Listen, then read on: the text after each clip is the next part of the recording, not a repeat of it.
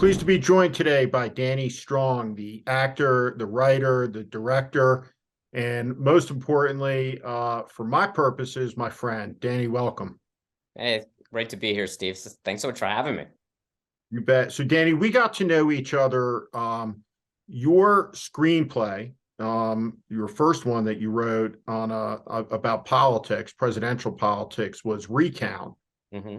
which followed the 2000 Florida cliffhanger between George Bush and Al Gore, and you captured that, and that was made into an award-winning HBO film. And then you took another crack at it, which is where I met you in the aftermath of the John McCain campaign when you you wrote the screenplay off of the Mark Halperin uh, and John Heilman book Game Change, and that's where we got to know each other. Absolutely, yeah. It was on Game Changer. I remember I interviewed you for the project. I normally don't talk about people that I interview. All the interviews I do on all my projects are on background, but you discussed it publicly about a decade ago, so I felt like Right. I'm okay to bring it up now. And we had a great, really great interview. I remember I thought it was quite powerful, actually, hearing the tale of the McCain Palin campaign through straight from you. And I interviewed about 25 people on that movie, just pretty much solely people from the McCain Palin campaign. And everyone had, I wouldn't say everyone had totally different opinions. There were sort of three camps of people that had a huge problem with Governor Palin, people that really liked Governor Palin, and people that saw both sides and thought, saw both sides of her. So it was pretty fascinating sort of journey through that moment in history. And when you look at that moment in history and your affinity for politics against this moment in history, which is, I guess, closing in on a generation later, at some level, you are a actor, Mm-hmm. you are a writer, and we'll talk more about that in a minute. And you've become a director as well. So you are a storyteller at heart, and you're somebody who has a deep attachment to the country, a deep Absolutely. knowledge, and a deep appreciation for the political history of the country. How do you see this moment through your unique lens? Well, I thought you were going to ask me how I saw that moment compared to this moment and the relationship between the two. I'll just say real quickly, I view the Sarah Palin as the prologue to the moment we're living now. It's or the precursor to the moment we're living now. It seems that that what she was speaking about in her appeal, a sort of anti-establishment, bringing that into the mainstream, attack on the blue bloods of the Bush family was a phrase she would use to great applause. And it seemed like that was the moment where it was clear what a big populist streak there was in the Republican Party. And I remember that we, and by we, I mean Jay Roach and I, the director who made Game Change, felt like the core story of that piece was the danger of when our elections become more like reality shows than a choice between people who are most qualified for the job. And many people in the McCain campaign viewed Obama in that way as a lightweight, right? As more of a media figure than someone who was seasoned and ready to be president of the United States. And I think that our theme that when our presidential elections become reality shows as opposed to contests for who is most qualified and best ready to handle the job of president of the United States, when that happens, that we all lose. And I think that I don't know if it's ironic or just a natural progression that, in fact, a reality TV show host would then go on to become president of the United States in the very next election after the film came out. Not that there's any correlation, but I think our theme was pretty spot on to the Times, and then it went to a place that was quite shocking to all of us, and I think many people in the country. Now, I attribute our situation, our political situation in the country. My view of politics is it is downrange from culture.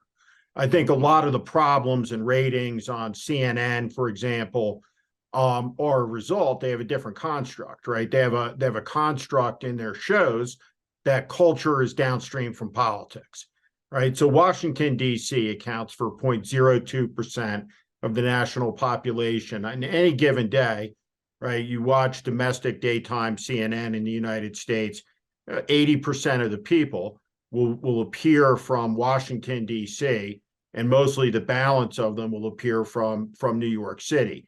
38% of America has a college degree, which is an astonishing statistic when you cite that at a dinner party with mutual friends of ours, right, who really don't have an appreciation for that.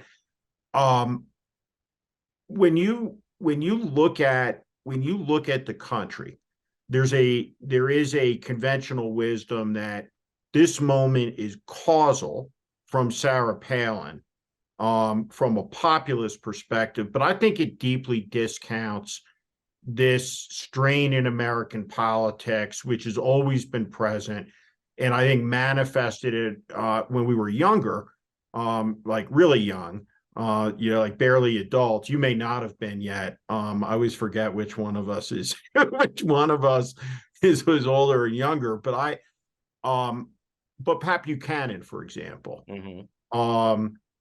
George Wallace. We talk about the greatest generation with a lot of reverence in this country. We also forget that Strom Thurmond was a D-Day paratrooper. So we're a lot of segregationists. But the populism that Trump represents on a straight line has antecedents that go further back than Sarah Palin. So when you talk about Palin through that experience as a precursor to that moment, do you mean that through a cultural lens, the overwhelming of celebrity against any pretense of qualification, the abandonment of truth? She was the first prolific liar to run for national office, in that it was very disorienting in that moment. First time in my experience where you just had someone constantly who wouldn't tell the truth, right, about big subjects, small subjects, trivial subjects. You just couldn't get a straight answer. And that was a third rail in American politics in that moment in time, or so I thought. So how do you process that? Because she's clearly not the start of populism, and in a rancid type of populism in American life. So do you mean it culturally, politically? How do you sort that? Well, I don't think she created this movement or this moment. I think she just perhaps tapped into it in a way that was very organic to who she was. I don't even necessarily think it was hyper calculated. And I think it was what was, say, surprising to someone like me, who had grown up in the Reagan administration, George H. Bush, and then George W. Bush, where it seemed like that was the mainstream of Republican politics, was that establishment politics of those people, of that group, that regime, that were all connected to a certain extent. So when Sarah Palin came in and represented what seemed like a whole different voice in the party, it was surprising to me, because I didn't realize how big that voice was in the party. And then with the election of Trump, it seemed as if, that voice is actually perhaps a bigger voice than the establishment voice that existed pre Palin sort of bringing it back to a certain extent. I mean, what do you think of that? Do you think that, you were a member of this Republican establishment? Were you surprised that it was usurped by MAGA and by Trumpian politics? Or is like, what was your reaction to that when it first happened? Here's like what I think happened that I think is broadly discounted in the contemporary history of how all this came to be. But what happened in 2008, as you well know, Housing crisis. as you come to the end of this campaign, by anybody who was a political professional, could read the polls, it was pragmatic about events and what was going to happen. It was clear that John McCain was gonna lose this election. And there's that very famous moment in the campaign where McCain goes out, takes the microphone back from a woman who had disparaged Senator Obama, said he was a Muslim, he was going to destroy the country. McCain takes the microphone back. He says, "No, ma'am, he's a good man. We just have differences of opinions." What had preceded that were angrier and angrier crowds. And when John McCain would say the name Barack Obama, you started to hear, and I'll never forget the first time I heard it. You heard the N-word, which was shocking in 2008 in a crowd. And it was, I remember looking at Mark Salter, who was John McCain's longtime chief of staff. Did that just happen? And it did happen. And it happened more and more in the national press. To their credit, I don't think anybody was necessarily gratuitously wanting to write about that and to attach it to John McCain, but it was unavoidable. You had to mention it. It was happening. And we took John aside after one of these events and told him the campaign was over. That, in essence, he couldn't say his opponent's name out loud. His opponent was going to be the president of the United States. You do, as the Republican nominee, have a fiduciary responsibility as the head of the party to run through that finish line as hard as you can, because there's a lot of implications down ballot. So a person who gets involved as a Republican who's running for state assembly on their own name, merits, ideas, right, shouldn't lose an election because you quit in the last couple of days. But nevertheless, his themes flattened out, broadened out in preparation for the moment when Barack Obama becomes the first Black president of the United States. In that moment, there's this famous dinner that takes place in Washington, D.C. that's become the stuff of legend. Mitch McConnell, a bunch of other Republican leaders, while the inaugural balls are going on, all vowed to each other to make Barack Obama one-term president, by making him an unsuccessful one, right? And this era of hyperpartisanship is a departure from the American tradition, because you had a generation of people, even if they were fierce opponents like Daniel Inouye and Robert Dole, the fact that they had spent years together in a hospital recovering from their wounds sustained in combat, right, helped them understand they weren't each other's enemies, right? They had different visions about how to perfect the union. They understood the brutality of politics, in America, but they understood that the country was first. Nature abhors a vacuum. In the Washington of January of 2009, country was in economic crisis, and Republicans were completely out of power. And into that vacuum stepped a new leader. What became the head of the party was Fox News. And who became the head of the party was Roger Ailes. And Roger Ailes was the Republican king until he was dethroned by Donald Trump. And their war was the battle of Megyn Kelly. Donald Trump went out and said something appalling. And in that moment of time, you have to remember, Megyn Kelly was Fox News's branded star, period. Fox News superstar. She was the person fronted, put forward more and more. She was the Roger Ailes protege. She had been made super famous. Donald Trump attacks her in the most grotesque way.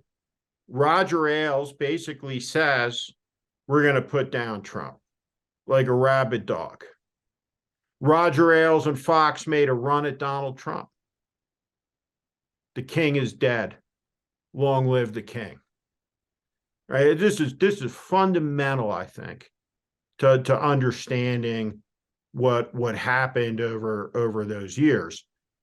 The other truth of the matter is that whether it was Donald Trump calling in clearly, right, from laying in bed, with a breakfast donut, to various morning shows, whether it was the freak show that was produced by CNN, Donald Trump was huge ratings. He was always right about that. And so by 2015, 2016, 7 years after, there is a cultural shift.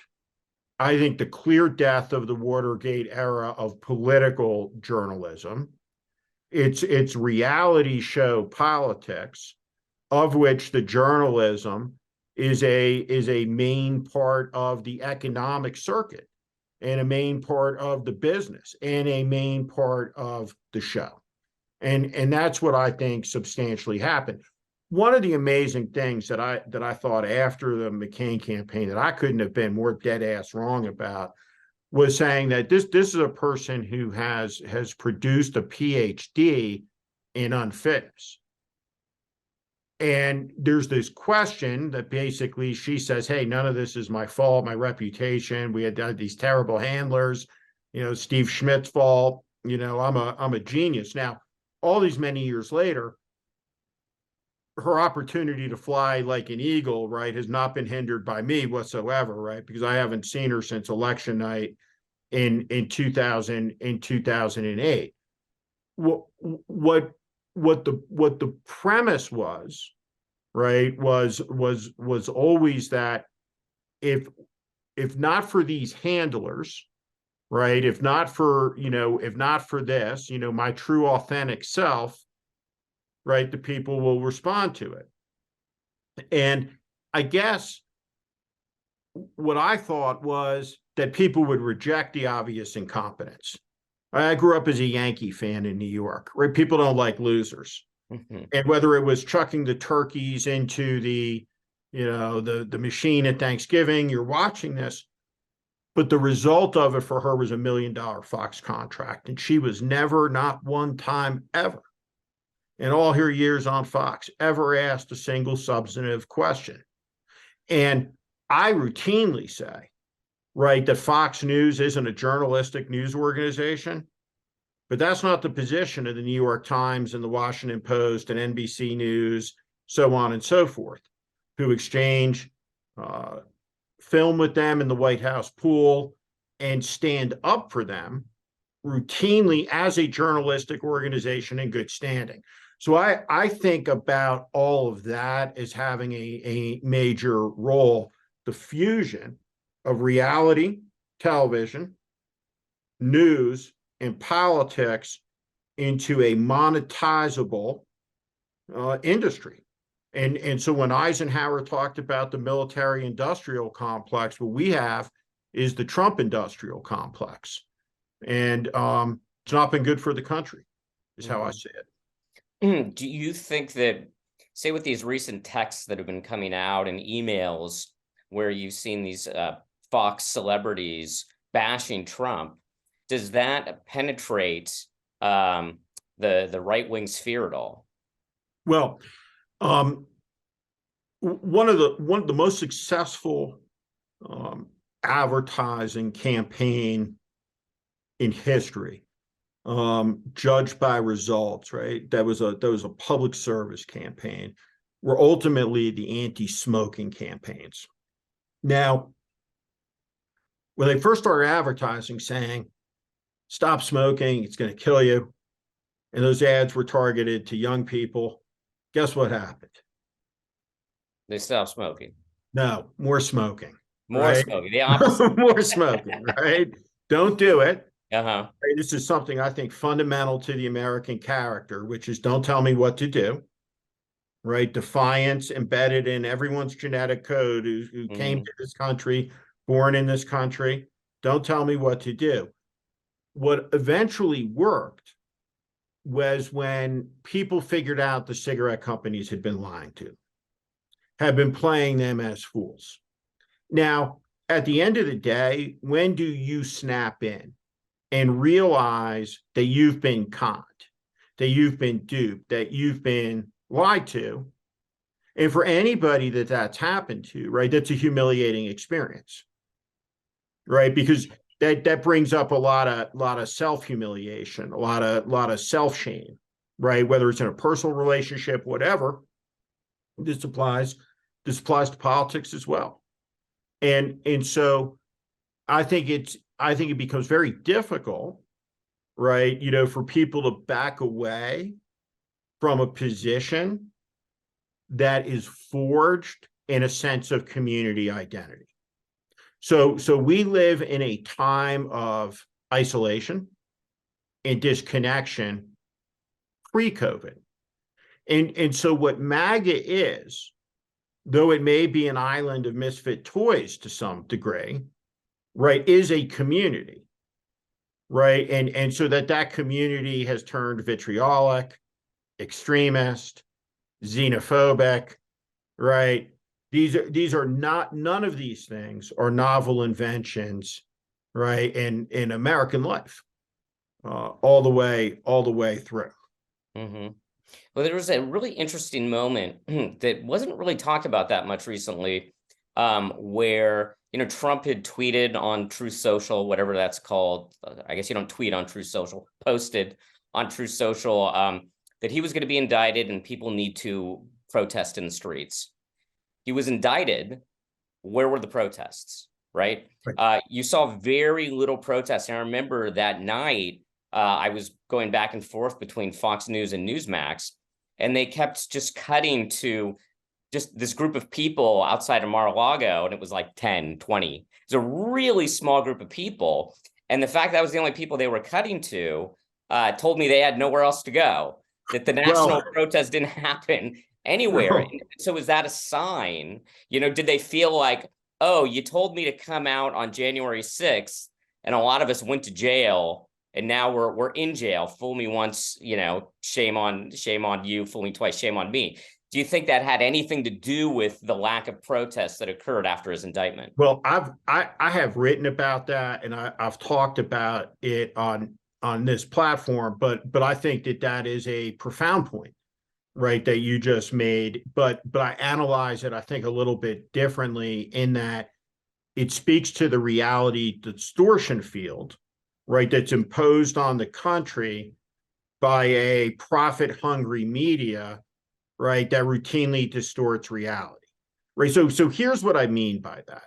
Let's apply an ethic, right, to this, right, about the public interest. So if you look at Donald Trump's tweets, right, leading up to that, to me, if I'm an editor in a news organization and I'm trying to fairly cover this issue, what is it that Donald Trump said? What I think he said pretty clearly in those tweets is he called for political violence in the country. He called for people to turn out in mass protests, and he intimated, if you want to cover it as conservatively as possible, political violence. Do you dispute that at all? That was his intent? Are you referring to the January 6th tweets or the pre-indictment tweets? I'm talking the pre-indictment tweets. I won't dispute that. Okay. I don't think it was nearly as aggressive as the January 6th tweets, which I felt were even more explicit. But nonetheless, it was they were similar for sure. Would you acknowledge that the follow-on tweets post-indictment don't have to be as aggressive necessarily as the January 6th tweets, just by virtue of them occurring after the bloody events of January 6th? Meaning, right, we have a real world example now of Trump's tweets and words, right, calling for such an action, right? We have a real world example of that should ease everybody's lack of imagination about what could happen. Sure. Fair point? Absolutely. Okay. So when I look at that event, right, what I think happened, right, the thing that didn't happen is the headline. Donald Trump called for mass protests and intimated violence, and no one showed up, except for, right, an army of American media global media filming each other in the 10 nut jobs out in Mar-a-Lago, Mm-hmm. right? Now, if you have a camera crew at the hurricane and there's three idiots surfing in the waves, right? Does that mean America goes surfing in the hurricanes, right? It doesn't, right? So there's an illusory effect, right, on this that I think is very damaging, right? Because it places a level of attention on focus and a level of attention and focus on Trump and gives him a power, right? That is from a chicken and an egg perspective, I'm not sure which. Mm-hmm. Yeah. I don't necessarily see it going away. No. It doesn't seem like it'll ever go away. Well, I think that one of the things that is an important part of your um, incredible career, which Thank includes you. one of the co-creators of the hit Empire. You wrote the last two Hunger Games movies, in addition to Game Change and Recount. The Butler, you were involved in. Yeah, I wrote The Butler. You wrote the Butler, and I think made a seminal contribution to what will be watched 50 years from now, 75 years from now, and be one of the clearest and most vivid artistic portrayals that helps understand what happened in this era of American life. And I think that is downrange from what occurred in the opioid epidemic that you wrote and directed so brilliantly in Hulu's Dope Sick, starring Michael Keaton. And I want to talk to you about that because Thank you for all. I think that empathy and understanding are fundamental to being able to work our way out of this. Now, you and I have talked about this. We live on the coast. We hang out with people generally, from the coast. I grew up in a middle class town in New Jersey. I grew up culturally as far away as you could from Appalachia, as you could in this country. But what I wanted to say, when you think about these people, the Trump voter, and that's who we're talking about in a state like West Virginia, rural Virginia, and you told their story, and it's a tragic one. And so what did you learn about those people in your creation of Dope Sick? What did you learn, maybe about yourself in the process? Some prejudices that preconceptions that you might have. Did you pick up any empathy from these people? And do you understand without judgment what it is about Trump, demagogue though he may be, that these people are responding to? Yeah, well, there's when I'm writing something, it's sort of all my personal beliefs pretty much go out the window, because I'm trying to create characters and I'm trying to tell their story as truthfully, as accurately, and as dramatically. And by dramatically, I don't mean faux drama or melodrama in a way that's, maintains a sense of the truth, but I try to do it as fully as possible, right? So empathy is one of the key words I use in writing all my characters, including Sarah Palin, including Richard Sackler, right? And by the way, I don't view them as similar people in any way. So I don't want to say that Sarah Palin's like Richard Sackler at all, really. But I try to get into their headspace, and I try to get into what makes them tick, what makes them aggrieved. And in the case of, my characters in Appalachia, it was nothing but empathy and understanding, trying to understand exactly where they were coming from. A lot of that comes from watching YouTube videos that they make, of just going online, and you just go onto YouTube, and all of a sudden you just see videos people are making, and you start to really get a sense of who they are. And in the case of Appalachia, they really hate Hollywood portrayals of them. They think they are just stereotyped as in sort of the most extreme possible way. So there's a lot of hostility towards TV shows and films and how they're portrayed. And I knew that going into this process. And when I started watching some videos, I thought, this isn't going to be a problem to avoid these stereotypes, because these are just normal people like everyone else. This sort of extreme version that you see on television is the extreme version of people in that region, not what everyone is like, or not even what a majority of people are like. And so I found a normality, something that I could personally relate to and understand. And as far as the elements of Trumpism and where I saw the appeal with that region in particular, was sort of twofold. One was the fact that Trump had an intense anti-government message, that the government is corrupt, and needs to be destroyed and torn down. The government is your enemy. Well, in the case of the opioid crisis, the Sure FDA, was. huh? It sure was. Yeah, the FDA gave them a label that said this drug is safe. And then it turns out that the guy who gave Purdue that label goes and works for Purdue Pharma. And literally one of the most single corrupt actions to cause as much death and destruction as may have ever happened in Millions. Yeah. It'll be millions of people. And it's not just It's the all people said that and done. died, but the people that lost decades of their life, that lost family members, that lost their relationship with family members. I mean, that goes into tens of millions of people that are suffering because of these decisions that were made by the FDA that were clearly corrupt and dishonest. And so, Anti-government message is going to resonate 100% to people whose entire life has been defined by what this drug has done to either them or their friends or their family. and so then how do you process? What's the word that you would use?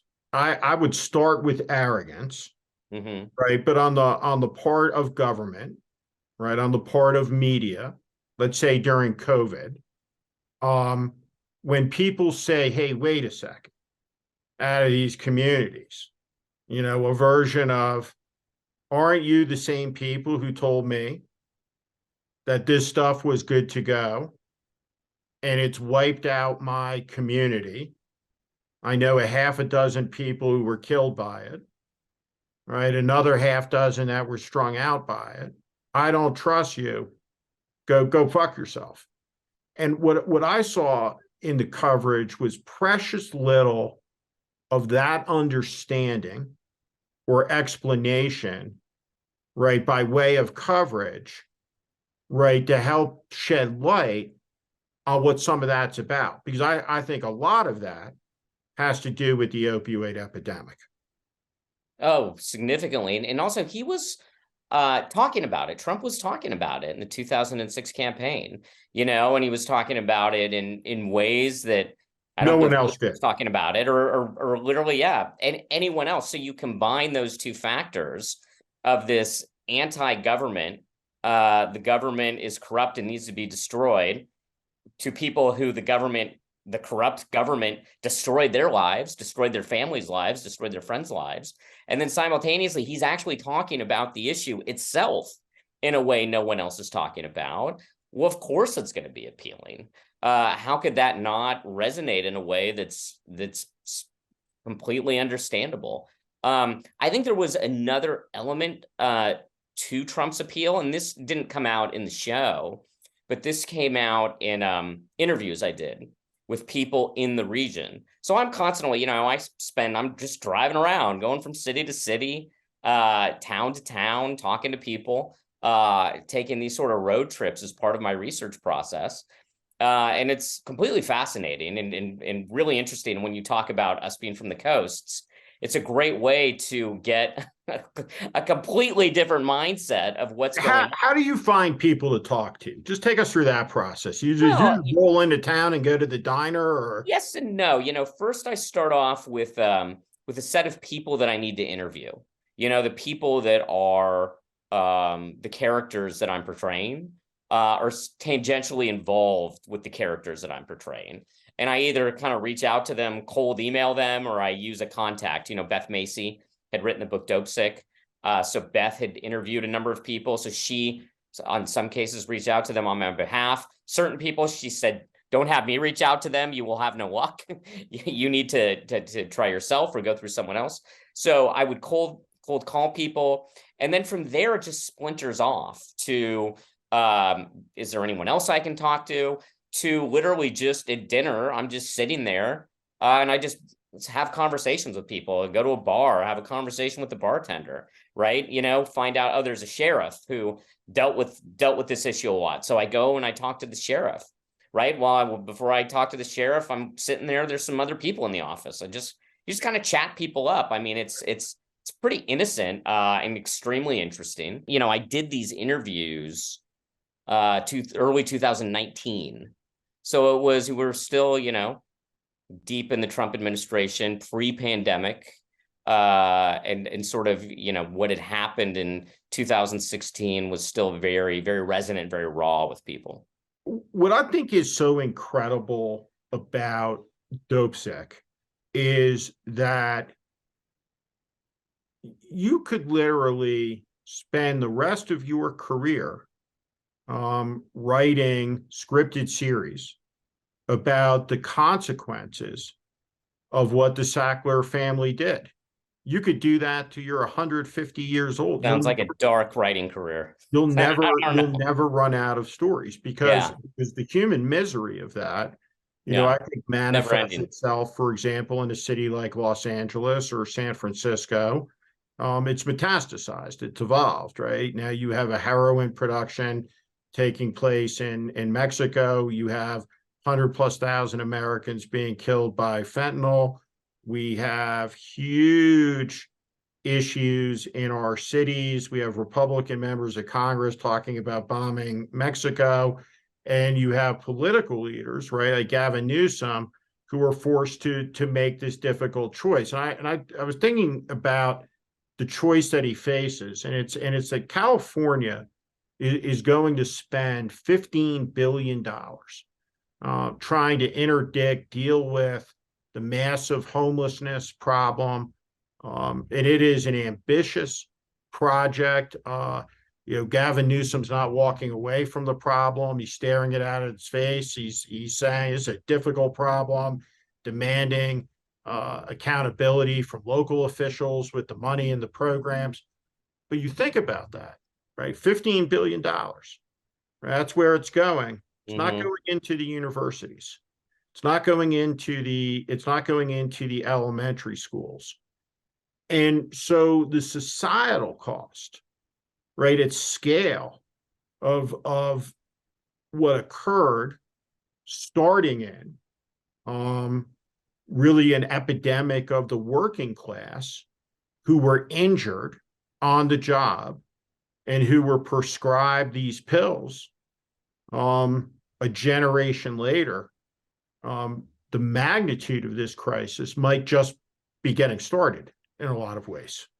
Well, I think you're spot on about the homeless issue. I've felt that way for quite a while, pretty early in my research in the project, that when my understanding of what an opioid addiction does to you, and the way the homeless crisis has exploded in the last 2 decades, I think that's another tragedy of Purdue Pharma and what they began.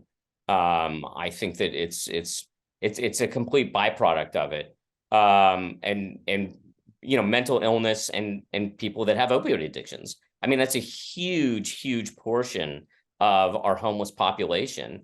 And it's another massive tragedy of this entire chapter. And, what's happening with fentanyl, right? And how deadly fentanyl is and how literally one pill kills. is well, you said how how it's metastasized into this, and that's exactly the right word. And it keeps happening. If you look at sort of the cycle of this all, which began in 1996 with the launch of OxyContin. There's a direct line to this drug and what it's done to the country, with the prescription, building, and by 2000, 2001, 2002, it's starting to blow up. And in 2002 is when other companies really got into the game, when the FDA changed the label to say that this drug could be used for an extended period of time, i.e. indefinitely, right? So that's another defining moment in this crisis, when everything sort of exploded to the next level. But when you talk about writing the story for the rest of my life, it's not just the dark story of addiction and the drug metastasizing and opioids metastasizing, but the story of government corruption and government influence, being heavily influenced by moneyed interest against the welfare of the population. It doesn't end over and over. I mean, the decisions that have been made in the last 20 years on behalf of politicians, they passed a law in 2015 that gutted the DEA's ability to stop drug companies from shipping too many drugs out. Right? It literally was designed to hobble the DEA's ability to fight a corrupt company like Purdue Pharma. How does that happen? It's so stunning that occurred, and that occurred during the Obama administration.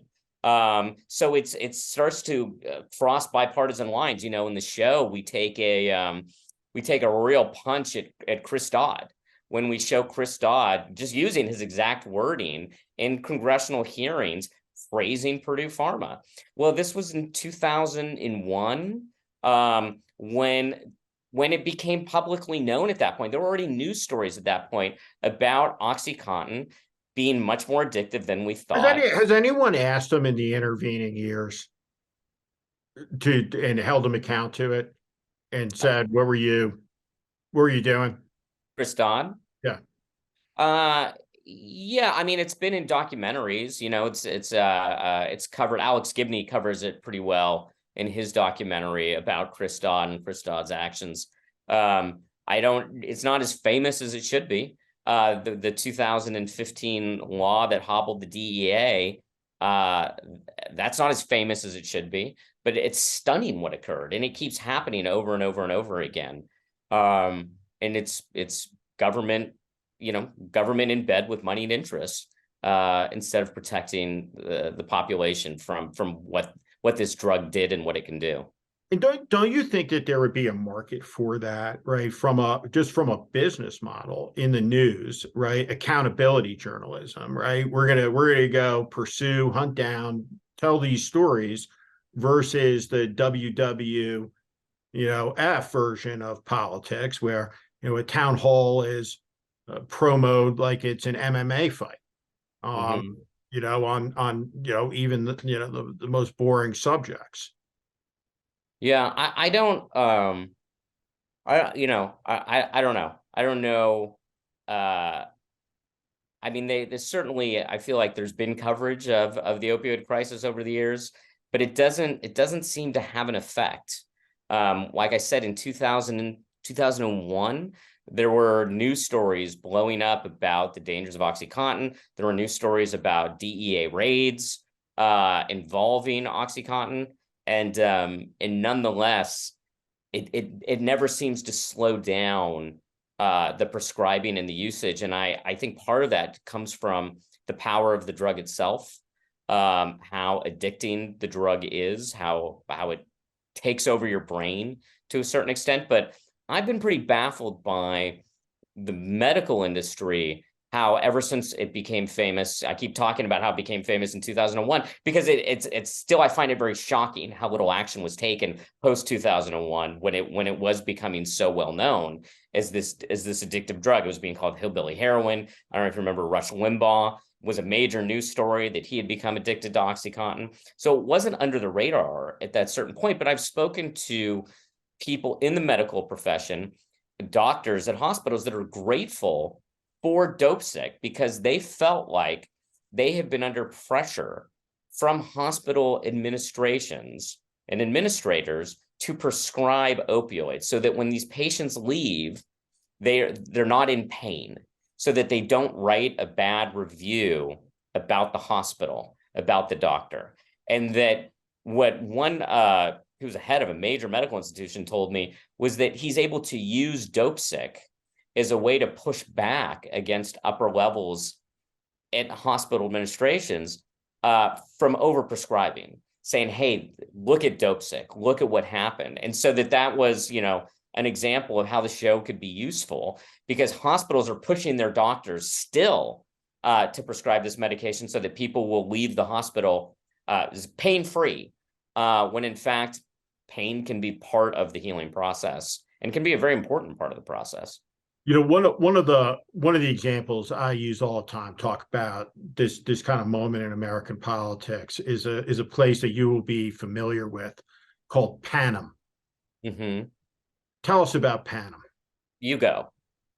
Well, Panem is the capital. We're talking Hunger Games. Of the autocratic capital Okay. of the Hunger Games. Sure. Right. Sure. When you look at all of this, having written those movies, you see some similarities. Yeah.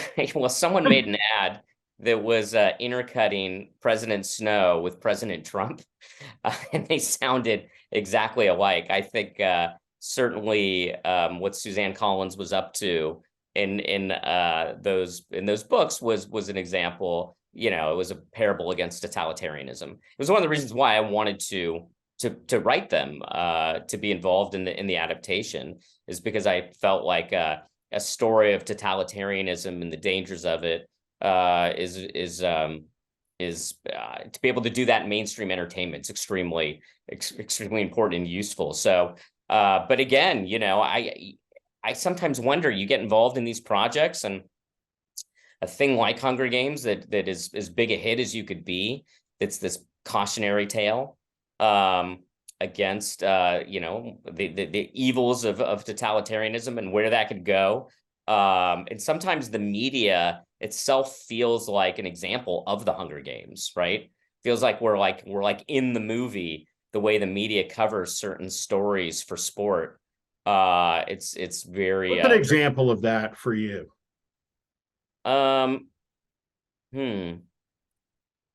lot of the a lot of particularly with anything to do with government action, the way that it's covered is a win or a loss for one party or the other.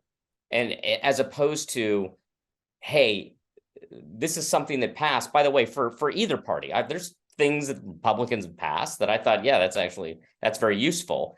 And yet the media covers it as a win for them and a loss for them, or a win for them and a loss for them, as opposed to what this policy does for the country, right? Why does everything always have to be framed as a blood sport between the two parties, as opposed to how useful is this? What is actually being achieved? It's turning the media coverage of government affairs into a battle between two sides, as opposed to what's being accomplished, how it's moving the country forward in either a positive way or a negative way. But I think that's a perfect example of sort of the blood sport of media coverage. One of the great strengths of America, I think, is our creative class. Mm-hmm. Our actors, our musicians, our writers, our authors. And you don't have to, I was in Vietnam a couple of weeks ago and was at a bar in this little coastal town, Hue An, and there was a soccer game on, international crowd watching it, and they had a band out there, these Vietnamese singers, and it was all American songs, right? It was all American, all British songs, right? So you talk about cultural power, right? No one is sitting there singing, right, the Chinese Communist Party propaganda anthems, right? They're singing American pop, right? People want to watch American movies. In the ubiquity, with which we've influenced the culture around the world through our arts, through our film, I think is a substantial part of our national power. And it's an important reminder. On that trip, also went up to the North Korean border, and when you look into North Korea, right, there's no Academy Awards, there's no Grammys, there's no Emmys, right, there's no Pulitzer Prizes, there's no anything. Mm-hmm. Right?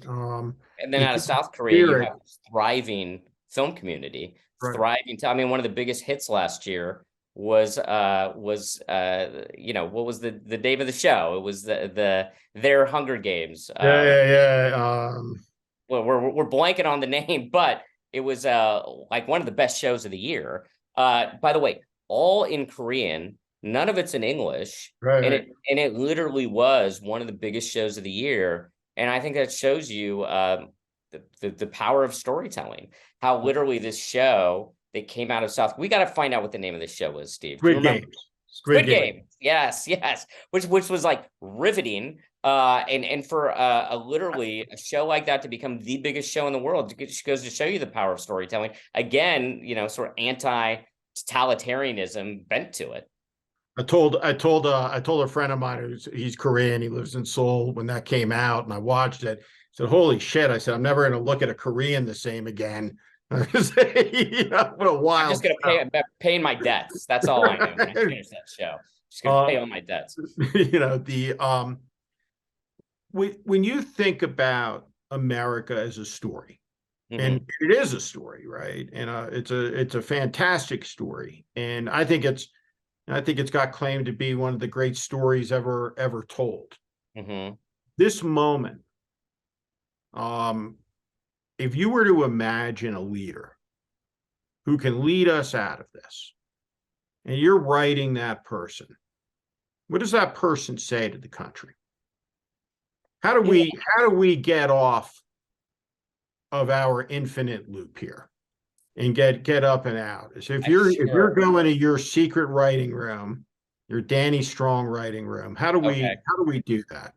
I think it is someone that can bring two things back to the country, which is truth, a belief in a collective truth, which I think has been lost, and which to me is one of the travesties of these times, this sense that there is no truth. And the other word I would use is decency. Someone that could come and instill a sense of decency so that even people that we disagree with or dislike, that we could still treat them with decency. And, there was a moment just recently that I thought was quite powerful, which was during the Kevin McCarthy vote insanity, right? Where we were all watching C-SPAN, and it was really hypnotic because the camera was panning around all across the room. I thought if you were to make a movie about that, the lead character would be the cameraman, who after his entire career finally got to move the camera, right? And it was like the most exciting moment of his life. Is But that, by the way, is that how you see things, the world? Like when you see stuff, like you're like, if I was going to do a movie on this, sometimes, okay, yeah, sometimes. great. So but one thing that I loved was watching people from different parties literally just talking to each other.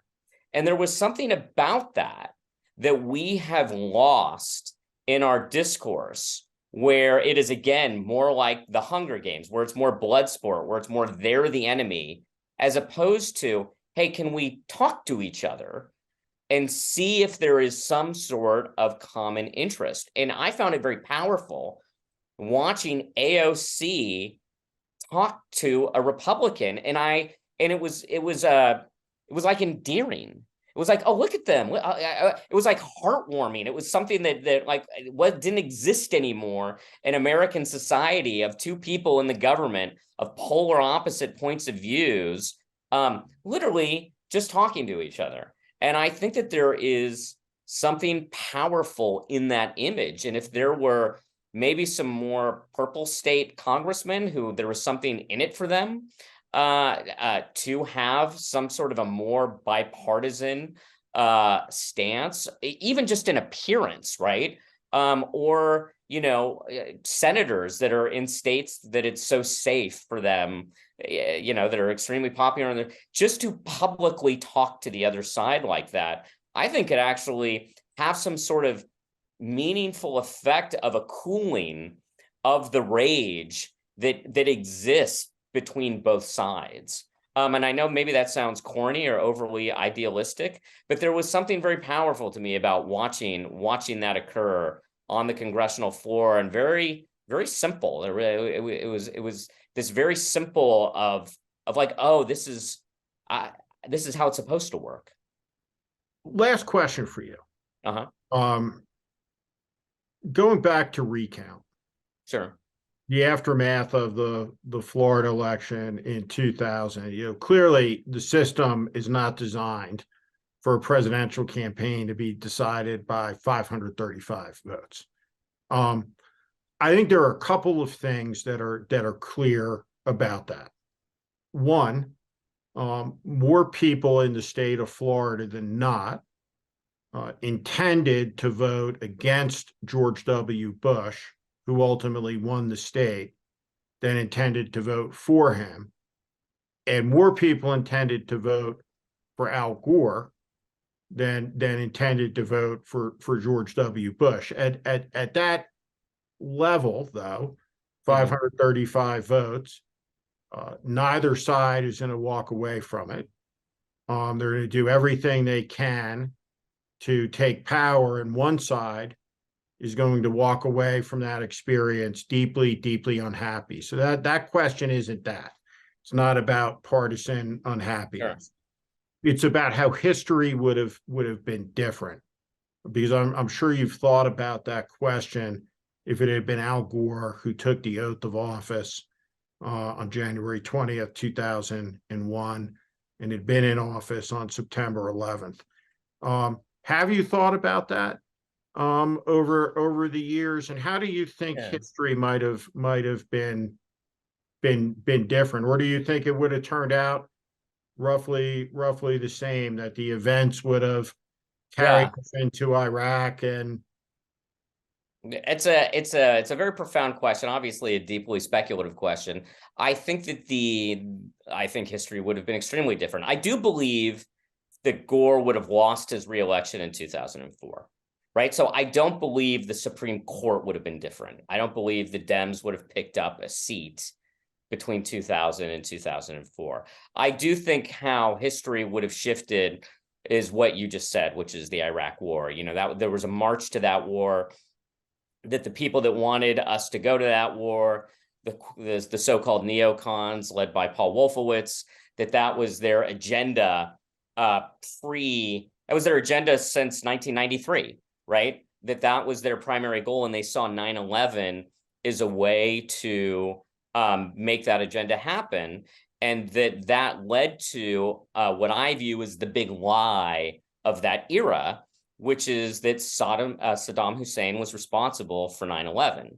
Okay, he was not responsible for 9/11. But that big lie, that never would have happened with Al Gore. I don't think Al Gore would have even thought about, going into Iraq based upon the events of 9/11. So some people have argued that 9/11 might not have happened because Richard Clarke would have been, quote unquote, shaking the trees had he had not been veered off of Osama bin Laden and onto Saddam Hussein during that period. I think that's extremely speculative, but I do think I think you'd find very few people that would argue that Al Gore would have taken us into Iraq, and that completely redefined the era and redefined Bush's administration. I think that he would have had a much more successful administration had he not taken those actions.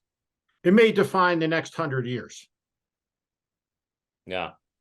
How do you think it may define the next 100 years? I haven't heard it in that stark a statement. Well, I think that I've talked about this, is that the visionary of the world that we live in, its architect was Franklin Roosevelt, and he was hosting the Canadian Prime Minister in the White House towards the end of the war. And Mackenzie King was very, very conscious by that point. This is a world historical figure. And what he tended to do is after they'd have cocktails, he would go and he would write down and memorialize every sentence that FDR had said as, and what he's talking about is the UN Declaration of Human Rights. What he's talking about, right, are the collective security agreements that emerge after the Second World War. And he says to Mackenzie King, he says that his ambition is not that this new world order, American-led, will last forever, because nothing does. Just that it'll last as long as everyone who is alive on the day the war is won is still alive. And the youngest of those people, were 78 years old. So when you look at the cost, $2 trillion of the public treasuries, the moral injuries inflicted on the 1% of the country that fought the wars, a veteran population that will live for another 50, 60 years in this country, the strengthening of Iran across the Levant, all of the downrange consequences that allowed over a 20-year period for there to be a rise again in great power competition, right? Where there's now a direct challenge by the Chinese to that world order. Now, I think like one of the things that's an important thing to kind of understand, about American power around the world is if you go to Vietnam and you get on the Vietnamese airline, it's a brand new Boeing 737, but all of the procedures, right, for that airline as you get on it are identical, right, to if you were on the shuttle between New York and DC or on a Southwest flight. Why is that? That's because in order for that airline to be a partner airline with a American airline, points and all that, they have to follow the FAA's rules. Do you want to fly on airplanes, right, in the world that the regulations are done by the Chinese? I don't. Russians and the Brazilians. I don't think anyone else does. Mm-hmm. I don't think anyone else does either. But I guess I asked the question in the context of, I do believe just recently in Vietnam, swimming in the beach, looking at the spot where the Marines came ashore in 1965, is that I deeply believe that John Kennedy would not have committed ground troops to Vietnam. That would have profoundly altered history. But the consequences of these presidential elections are profound. Yeah, staggering. I mean, the psychological effects in the last generations. I mean, you look at World War II and the undiagnosed PTSD of all the veterans coming back. What psychological effect does that have on the baby boomers, on their kids, right? Of having of growing up with a parent with undiagnosed PTSD. And then what effect does that have on the baby boomers and how they raise their kids? And it's this sort of ongoing, in some ways, tragedy of psychological damage that's spread from generation to generation, that is this sort of never-ending consequence of war and the damage that war can do. And when we were marching towards Iraq in 2001, one of the voices of that was Colin Powell, someone who had seen war and understood war and was trying to prevent that invasion. And it's because he was someone that knew firsthand the damage it could do for generations and generations. By the way, and what we didn't even discuss is the generations of Iraqis. What it's done to that country is staggering and shameful and deeply tragic. Well, Danny, always an interesting conversation. Thanks for taking the time. Yeah, it was a pleasure. It was great seeing you. And I'm going to call you. My pleasure. All right, I'll talk to you from soon. you always. See you, buddy.